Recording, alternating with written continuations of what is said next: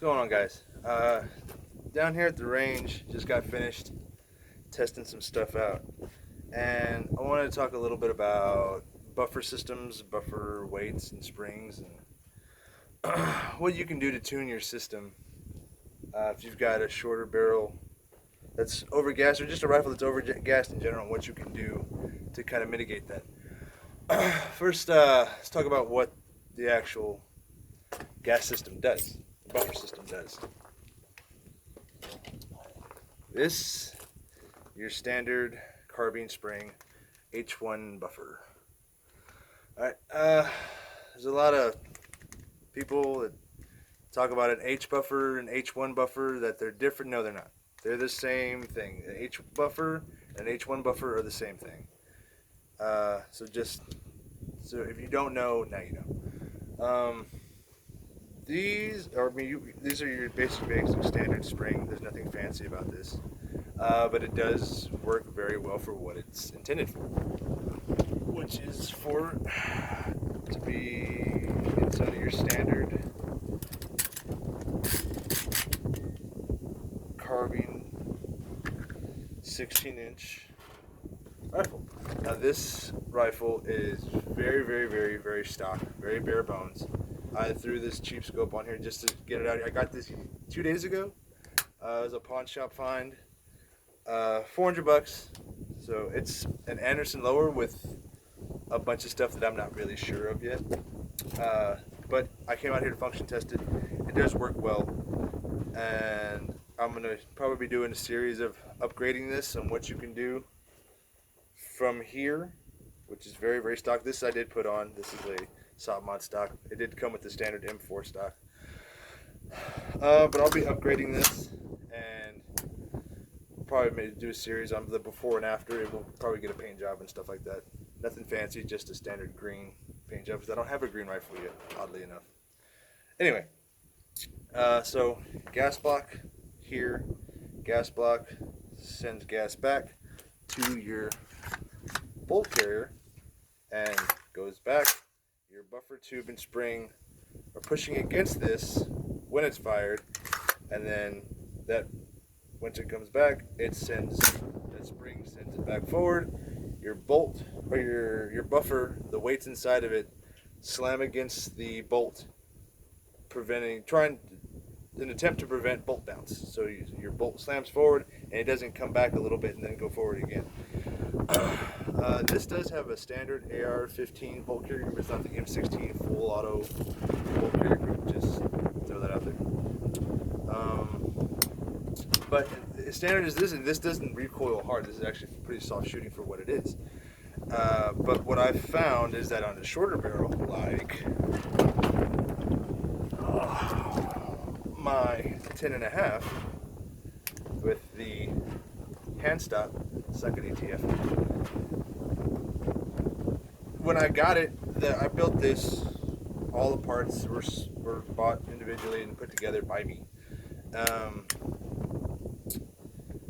This recoils.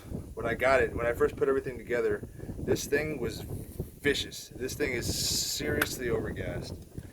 So I needed to find a way to kind of like calm that down, because I didn't want to buy another barrel.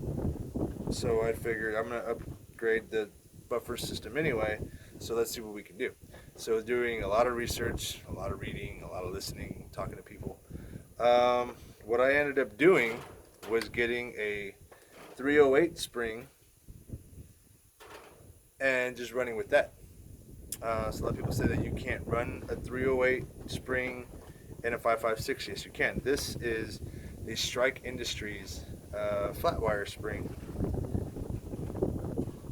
And what it does is that the 308 spring and a flat wire spring like this one,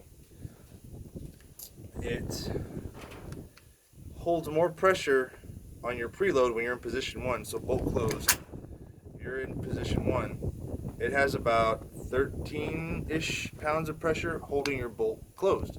Whereas on a standard carbine spring, you've got anywhere from 7 to 9, depending on how worn out or how new your spring is. So around 7 on a used spring, around 9, 8 or 9 on a brand new spring. So this one gives you more pressure holding your bolt closed, which means that you have to have more pressure. Your gas system has to build up more pressure before it'll move back. So, and then because it's a flat wire spring, once it gets to position 2, and right before it comes back, you've got about the same amount of pressure sending it forward as you would with a carbine spring.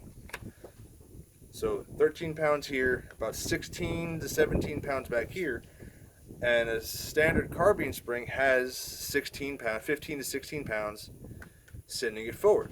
So this doesn't really do a whole lot to mess up your timing. But it does retard the timing.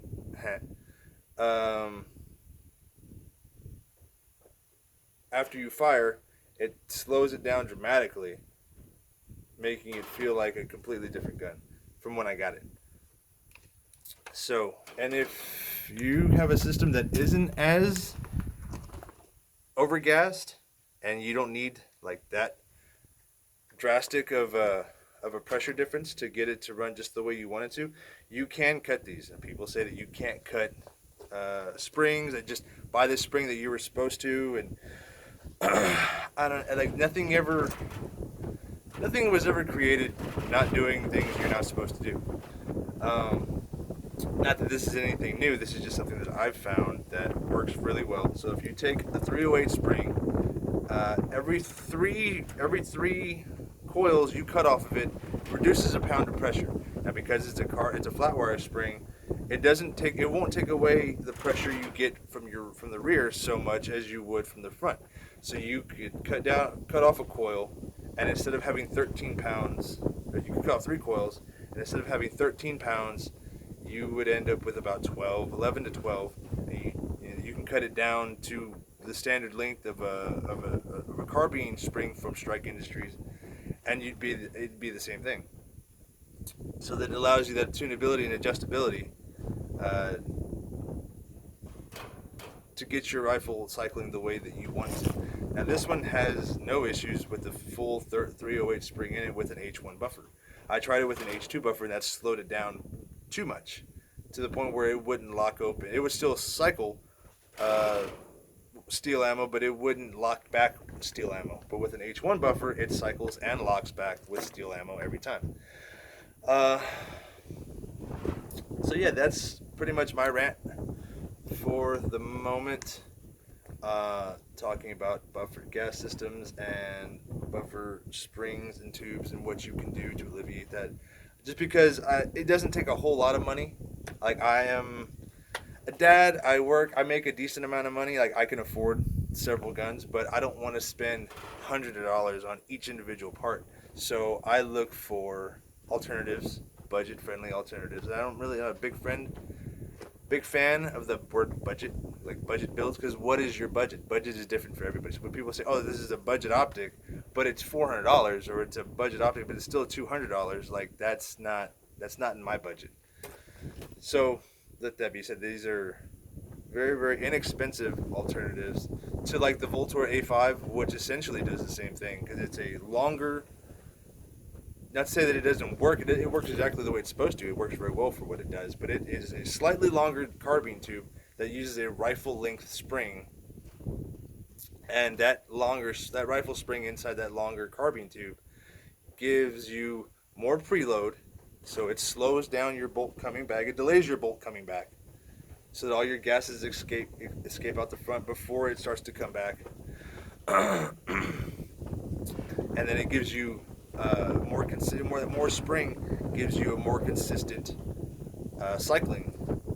So, and then their buffer, which is a 4-weight buffer instead of a standard 3-weight buffer, actually has a spring built into it to keep all your weights in the same position when you're firing every time. And I found a way to do that with a carbine spring as well. So all the spring itself is like $25, and then if you already have an H1 buffer, then you're fine. But yeah, this is my 10.5, and it shoots very, very flat, very accurately. I'll probably do a review on this one if anybody's interested. Let me know in the comments section. But yeah, till next time, y'all guys take it easy.